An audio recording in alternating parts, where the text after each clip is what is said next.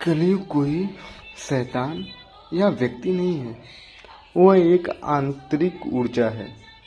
कलयुग को हम अक्सर समय काल या बुराई के प्रतीक देखते हैं, लेकिन यदि इसे गहराई से समझे तो यह कोई बुराई नहीं है।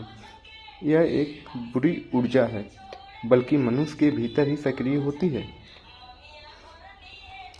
पहला आधार यह है कि दुनिया में जितनी भी बुराई है, क्रोध, लालच, हिंसा, धोखा, ये सब बाहर से नहीं आते, बल्कि मन के भीतर ही जन्म लेती हैं।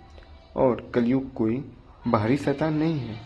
अगर होता तो वो सब पर एक समान प्रभाव डालता, लेकिन ऐसा नहीं है। कुछ लोग कठिन परिस्थितियों में भी सत्य का मार्ग चुनते हैं, और कुछ लोग छोटे छोटे धन, लोभ, डर के चलते अधर्म के रास्ते पे चलने लगते हैं। इसका मतलब यह है कि असली संघर्ष बाहर नहीं होता, मन के भीतर होता है।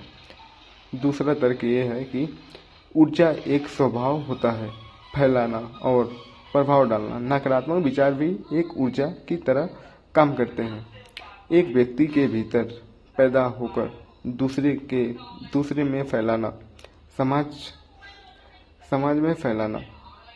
जैसे एक छोटी सी नफरत, एक झूठ या एक अन्य कोई और गलतियां जन्म लेती हैं। यही कलयुग का असली शक्ति है, जो हर मनुष्य के भीतर जगह बनाने की कोशिश करती है। तीसरा, यदि हम इतिहास और वर्तमान को देखें तो समय बदलता है, लेकिन मनुष्य के अंदर का स्वभाव नहीं।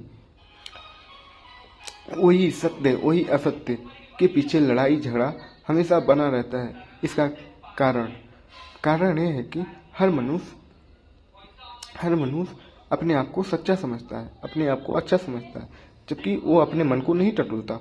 कलयुग की कोई निश्चित समय नहीं है, बल्कि एक मानसिक अवस्था है। जब मनुष्य अपने भीतर के लोभ, अहंकार और स्वार्थ को हावी होने देता है, तब वह स्वयं कलयुग का माध्यम बन जाता है। निष्कर्ष, कलयुग को एक शैतान या किसी एक व्यक्ति के रूप में देखना आसान है, लेकिन सच्चाई यह है कि वह एक अदृश्य ऊर्जा है।